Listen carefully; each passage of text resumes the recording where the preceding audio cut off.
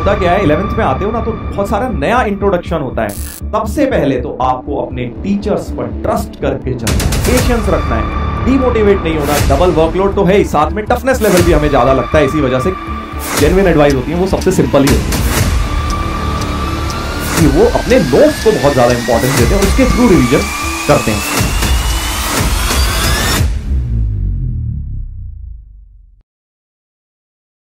Hello बच्चों, कैसे हो आप सब लोग बेटा?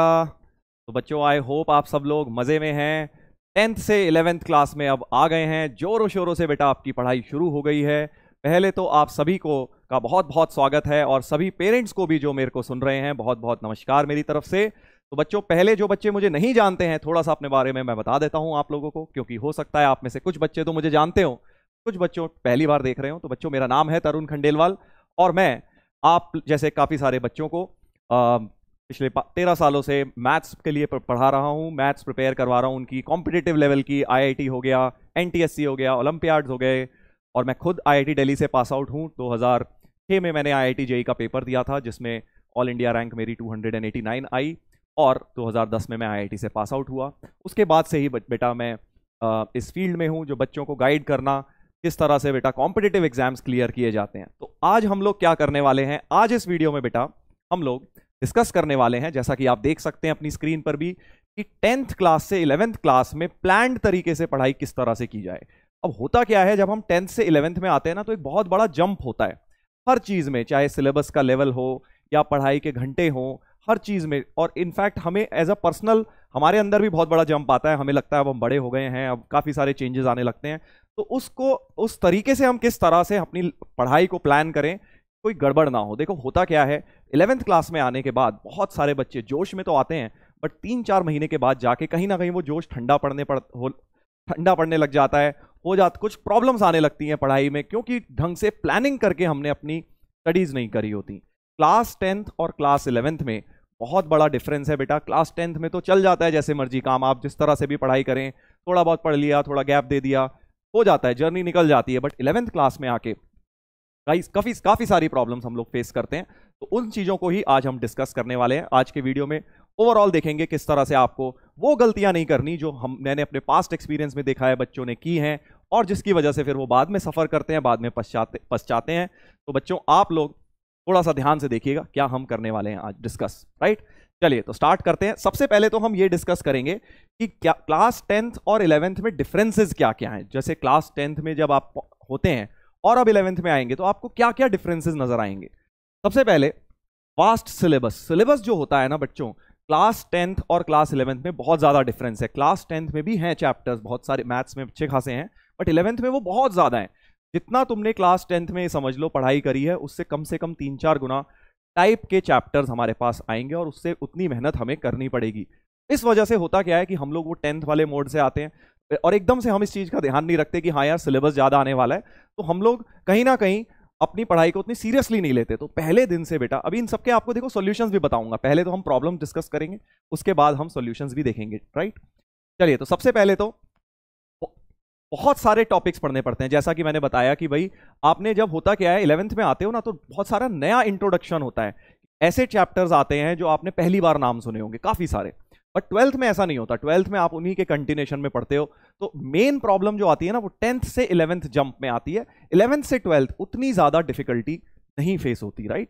चलिए, उसके बाद क्या होता है डिफरेंस, वर्कलोड हमारा बहुत ज्यादा बढ़ जाता है बेटा। वर्कलोड कैसे बढ़ता है, अब आप लोग, मैं अज्यूम कर रहा हूं आप में से बहुत बच्चे कॉम्पिटिटिव एग्जाम के लिए भी प्रिपेयर कर रहे होंगे, आईआईटी के लिए, नीट के लिए, एनडीए के लिए, अलग अलग फील्ड्स में अपनी प्रिपरेशन कर रहे होंगे, क्योंकि अब पता है 12th के बाद हमें अच्छे कॉलेज में जाना है, तो फिर हमें इनके लिए प्रिपेयर करना होता है। अब 11th का देखो 10th से लेवल वैसे ही ज्यादा है, अगर स्कूल लेवल भी 11th की बात करो तो भी लेवल ज्यादा है, साथ में हम कॉम्पिटिटिव एग्जाम भी ऐड कर लें तो वो जो ओवरऑल डिफरेंस है 10th का और कॉम्पिटिटिव, वो हमें कहीं ना कहीं काफी ज्यादा लगने लगता है। तो इसलिए क्योंकि हम दोनों चीजों के लिए प्रिपेयर करते हैं, थोड़ा सा हमको वहां पर भी ध्यान रखना होता है कि भाई लेवल में थोड़ा सा डिफरेंस आएगा। उसके बाद जैसा कि मैंने बताया, डबल वर्कलोड तो है ही, साथ में टफनेस लेवल भी हमें ज्यादा लगता है, इसी वजह से, क्योंकि 10th क्लास में वैसे ही कम था और 11th क्लास में उससे भी हम हाई लेवल पढ़ रहे हैं कॉम्पिटिटिव एग्जाम्स का, तो इसलिए हमें ओवरऑल टफनेस लेवल ज्यादा लगता है। अब काफी बच्चे सोच रहे होंगे कि सर आप तो डरा रहे हो हमको, हम तो कॉम्पिटिटिव एग्जाम की प्रिपरेशन शुरू कर रहे हैं और आपने इतनी सारी भारी भरकम बातें बता दी। तो बच्चों देखो, मेरा काम है आप लोगों को सच्चाई बताना। काफी सारी प्रॉब्लम्स हैं, बिल्कुल हैं, बट हमें उनके सॉल्यूशंस भी समझने हैं, सॉल्यूशन भी डिस्कस करेंगे। तो अगर आपने वो सॉल्यूशंस माने तो आपको ये सब प्रॉब्लम्स नहीं आएंगी, राइट। चलिए, तो अब सबसे पहले तो डिफरेंस मैंने आपको बताया। अब इसके बाद हम लोग डिस्कस करेंगे कि प्रॉब्लम्स क्या फेस करते हैं बच्चे। देखो, ये कहना बड़ा आसान है कि 11th में पढ़ाई करो, अच्छी तरह पढ़ाई करो, बैकलॉग मत क्रिएट करो, बट ये सब होता क्यों है और इसके सॉल्यूशंस क्या हैं, हमें ये डिस्कस करना है आज कि भाई ऐसा होता क्यों है।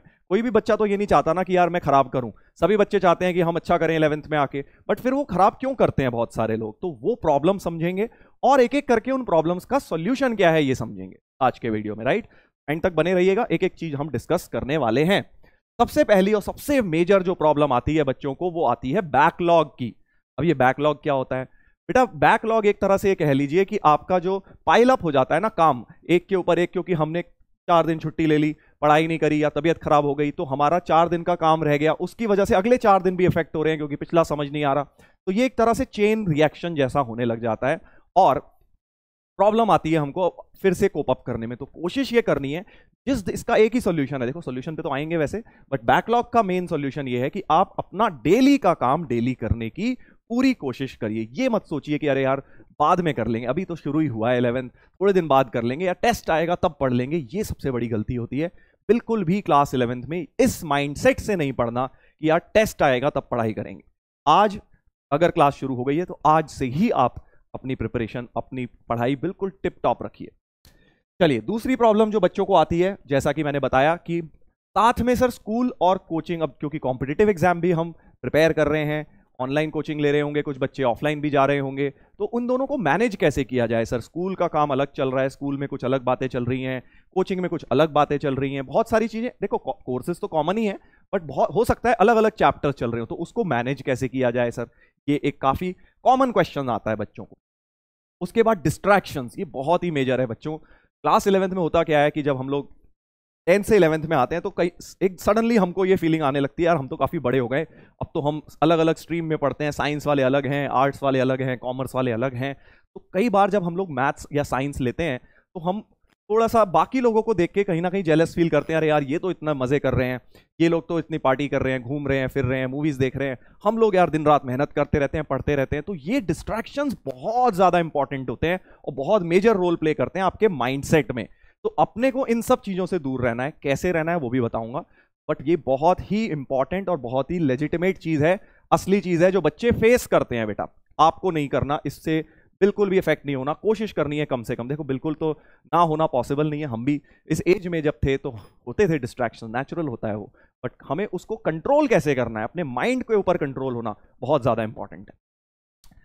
फॉरगेटिंग ओल्ड चैप्टर, अब ये भी बहुत एक कॉमन प्रॉब्लम है कि सर जब हम प्रिपरेशन कर रहे हैं आईआईटी या नीट की, स्टार्ट हमने अच्छी कर ली सर, सारी बातें मान ली, स्टार्टिंग से हम लगे हुए हैं, कोई भी बैकलॉग नहीं क्रिएट होने हुआ, बट जैसे ही हम 10वें चैप्टर पे पहुंच रहे हैं सर, शुरू के 5-6 तो हम भूल जा रहे हैं, कैसे करें उन्हें, रिवाइज कैसे करें, तो वो बहुत इंपॉर्टेंट चीज है। तो ये सारी प्रॉब्लम देखो जो मैं डिस्कस कर रहा हूं ना, ये वो प्रॉब्लम्स हैं जो इतने सालों से मैंने ऑफलाइन में बच्चों को जो गाइड किया है और देखा है, वो हर साल प्रॉब्लम्स लेकर आते हैं, वही उसी का एक तरह से समरी है ये।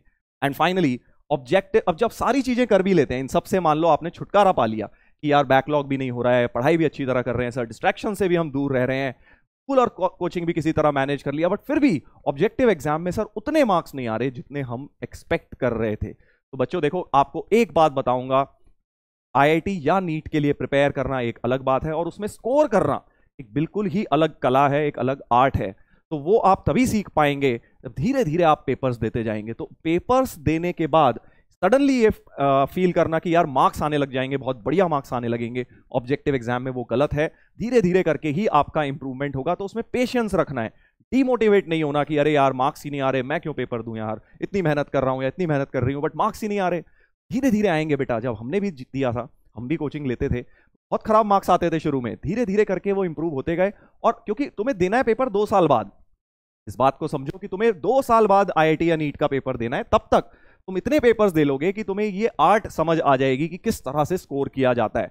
बट अगर तुमने डिमोटिवेट होकर पेपर देना ही छोड़ दिया तो भाई कैसे लाओगे मार्क्स, राइट? तो नहीं आ सकते। तो इसलिए आपको पेपर्स देते रहना है, बिल्कुल घबराए बिना, बिल्कुल ये नहीं सोचना अरे मार्क्स क्यों नहीं आ रहे, धीरे धीरे अपने आप सारी चीजें ठीक होने लगेंगी 12th तक।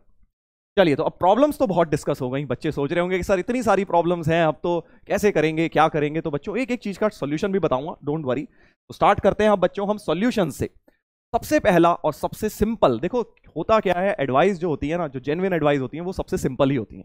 अगर आप चाहते हैं आपका बैकलॉग ना बने, तो आपको करनी है रेगुलर स्टडीज। जैसा कि मैंने पहले बोला, टेस्ट के लिए मत प्रिपेयर करना यार, ये मत सोचना भी टेस्ट आएगा स्कूल में तब पढ़ लूंगा एनसीईआरटी या जो भी आपकी टेक्स्ट बुक है, अभी तो मैं कोचिंग वाला ही कर लेता हूं। अगर आपको टीचर ने जो होमवर्क दिया तो आप उसको करेंगे, चाहे टेस्ट आ रहा है या नहीं आ रहा है। टेस्ट में से रिवीजन करेंगे।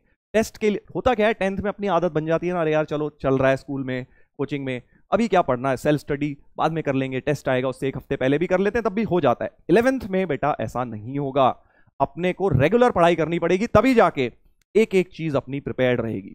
बहुत इंपॉर्टेंट पॉइंट है, इससे आपकी बहुत सारी प्रॉब्लम सॉल्व हो जाएंगी। अपना समय पर आपको सारा काम फिनिश करने की कोशिश करनी है, और वो तभी होगा जब आप डेली डेडिकेटेड टाइम निकालेंगे।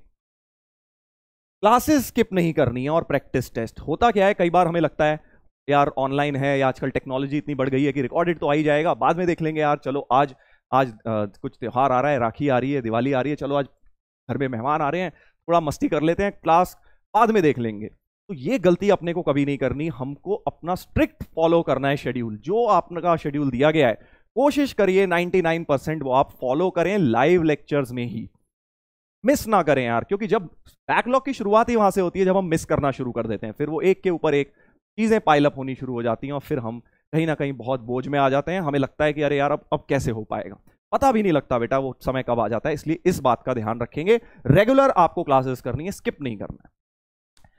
पुराने चैप्टर्स को रेगुलरली रिवाइज करिए। ध्यान रखिए कि भाई जैसा कि मैंने बताया कि पुराने भूलने लगते हैं बच्चे, तो आपको क्या करना है, जब भी समय मिल रहा है, जब भी आधा घंटा भी मिल रहा है, कई बार ऐसा होता है ना यार कि प्रैक्टिस करने में बोरियत सी हो रही है, अरे यार बहुत बोर हो गए, 2 घंटे से लगे हुए हैं वही न्यूमेरिकल सॉल्व करे जा रहे हैं, बट पढ़ने का मन नहीं कर रहा होता, उस समय नई चीजों पे दिमाग नहीं लगाने का मन कर रहा होता, बट पुराने नोट्स तो आप रिवाइज कर सकते हो ना, आधे घंटे लेके बैठ गए, उससे आपका क्या होगा, वो माइंड में कॉन्स्टेंटली जो आपका सबकॉन्शियस माइंड में चली गई है चीजें, वो आपके कॉन्शियस माइंड में वापस आ जाएंगी और आपको वो चीजें रिकलेक्ट होने लगेंगी। तो नोट्स को पीरियोडिकली कुछ कुछ समय बाद हर चैप्टर के नोट्स आधे आधे घंटे, एक एक घंटे के लिए देखते जाओ, तुम्हें पुरानी चीजें रिकलेक्ट होती रहेंगी। बहुत इंपॉर्टेंट है, हम तो बेटा ऐसे ही करते थे देखो, और बहुत जो बच्चे सक्सेसफुल होते हैं वो भी ऐसे ही करते हैं कि वो अपने नोट्स को बहुत ज्यादा इंपॉर्टेंस देते हैं और उसके थ्रू रिवीजन करते हैं।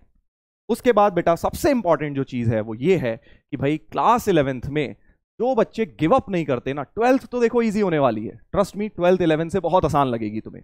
और जो मेजर बच्चे होते हैं जिनका सिलेक्शन नहीं होता ना नीट या फिर आईआईटी के अंदर, तो वो होते हैं जो 11th में गिव अप करके बैठ जाते हैं, जिन्हें लगता है अरे यार कहाँ हो पाएगा, बहुत मुश्किल हो रहा है, और वो प्रॉब्लम्स उनकी यही सब होती हैं। तो अगर आपने किसी भी तरह 11th में बस किसी तरह लगे रहे, कोशिश कर करके थोड़ा बहुत जितना हो रहा है उतना करके आपने 11th में पूरी कोचिंग या पूरी आपने प्रिपरेशन अपनी खत्म कर ली, तो ट्रस्ट मी आपके सिलेक्शन होने के चांसेस बहुत बढ़ जाएंगे 12th में। क्योंकि बेटा 12th तो इजी होने ही वाली है, 12th इजी भी होने वाली है, बोर्ड्स भी होंगे साथ साथ, तो तुम वैसे ही 12th में तुम्हें आदत भी पड़ जाएगी एक्चुअली, सही बताऊं तो, क्योंकि 10th से 11th का जंप जो है, 11th से 12th उतना जंप है नहीं, तो तुमको आदत पड़ जाएगी और तब तक तुम चैंपियन बन जाओगे। तो अगर तुमने 11th में गिव अप नहीं किया तो तुम्हें सक्सेसफुल होने के चांसेस इन एग्जाम्स में बहुत ज्यादा बढ़ जाएंगे। कोशिश यही करनी है 11th में, चाहे जितना भी मुश्किल लग रहा हो यार, गिव अप नहीं करना है, बस लगे रहना है, लगे रहना है, लगे रहना है, एंड तक पहुंचना है। देखो मंजिल उन्हें ही मिलती है जो बेटा जर्नी को खत्म करते हैं। अगर जर्नी को ही बीच में रास्ते को ही छोड़ देंगे तो कहां से मंजिल तक पहुंचोगे, राइट? चलिए, तो ये कुछ सॉल्यूशंस हो गई मेरे हिसाब से जितनी भी प्रॉब्लम्स हैं उनकी। और जो सबसे ज्यादा इंपॉर्टेंट चीजें, अब 2 चीजें अगर आप ये कहें आज का जो हमने डिस्कशन किया, इसकी 2 ओवरऑल समरी क्या है सर, जो हमने पूरा डिस्कशन किया, तो बच्चों 2 ही चीजें बोलूंगा। सबसे पहले तो आपको अपने टीचर्स पर ट्रस्ट करके चलना है। जो भी आपने जहां पर भी एनरोल किया है, कोचिंग ले रहे हो, अपना दिमाग मत लगाओ यार, जो टीचर्स कह रहे हैं वो बहुत सालों से उन चीजों के लिए प्रिपेयर करवा रहे हैं, उन्हें पता है क्या सही है क्या गलत है। तुम्हारा काम है बेटा उनको फॉलो करना, जो वो कह रहे हैं वैसा करते जाना। और ट्रस्ट में अगर तुमने ऐसा किया अच्छी तरह, थोड़ी बहुत किस्मत ने भी तुम्हारा साथ दे दिया, तो 100% तुम्हें जरूर सक्सेस मिलने वाला है बेटा, राइट? और उसके बाद जो पहला पॉइंट मैंने बोला नहीं, सबसे ज्यादा इंपॉर्टेंट, और इतनी मेहनत करने का देखो तुम्हें मिलेगा कैसे। होता क्या है, जब इतनी मेहनत करनी होती है तो उसका कुछ ना कुछ हमें कारण चाहिए होता है या इंस्पिरेशन चाहिए होता है कि यार अल्टीमेटली अगर हमारे पास वो इंस्पिरेशन होगा तो हम उसको कर ही लेंगे यार, हमारी बॉडी उसको करेगी फिर जितनी भी मेहनत करनी हो। तो इंस्पिरेशन क्या हो सकता है कि भाई आपके मम्मी पापाओं की, यार मुझे इनके लिए कुछ करके दिखाना है, कि यार ये चाहते हैं कि मैं ऐसा करूं तो मैं कुछ करके दिखाऊंगा यार लाइफ में, मैं भी कुछ अच्छा करूंगा। या कोई आपका कोई भी भैया दीदी, किसी से भी आप इंस्पायर हो सकते हैं, जो आपके रोल मॉडल हो सकते हैं एक तरह से, तो वो इंस्पिरेशन लीजिए। या ये भी हो सकता है यार, मैं सपोज मैं किसी गांव में रहता हूं, वहां से मुझे बाहर निकलना है, मुझे भी बड़े शहर में रहना है, कुछ अच्छा करना है, अपनी लाइफ की क्वालिटी ऑफ लाइफ इंप्रूव करनी है। ये सारे इंस्पिरेशंस में से कुछ भी हो सकता है, आपका कोई और भी हो सकता है। इंस्पिरेशन होना बहुत जरूरी है, तभी आप बेटा उस लेवल की मेहनत करेंगे, और इस लेवल की मेहनत फिर अपने आप होगी यार। तुम्हें कुछ नहीं करना पड़ेगा, मजा आने लगेगा तुम्हें इस प्रिपरेशन में। जब भी तुम झुकोगे गिरोगे तो ये इंस्पिरेशन तुम्हें उठाएगी और दोबारा से तुम बेटा लग जाओगे तैयारी की तरफ। चलिए तो बच्चों, आज काफी हमने डिस्कशन कर लिया। तो वैसे देखो, सब्जेक्ट पॉइंट ऑफ व्यू से तो आपके टीचर्स क्लास में आप लोगों को बताएंगे ही, बट हमने आज एक ओवरऑल एक रोड मैप तैयार किया कि किस तरह से कॉम्पिटिटिव एग्जाम्स में हमें क्या गलतियां नहीं करनी है, और जो गलतियां बच्चे करते हैं उनके सॉल्यूशंस क्या हैं, कैसे आप उनको अवॉइड कर सकते हैं। तो बच्चों, आई होप आप लोगों ने इस वीडियो से कुछ सीखा, और जो चीजें आपने सीखी बेटा, उनको ये नहीं कि बस सुनकर समझ के भूल गए, इनको जरूर इंप्लीमेंट करिए। अगर आपने इनको इंप्लीमेंट किया तो ट्रस्ट मी, आपको इसका बहुत फायदा होने वाला है। चलिए तो बच्चों, on that note, thank you, मिलते हैं हम लोग नेक्स्ट टाइम, टेक केयर।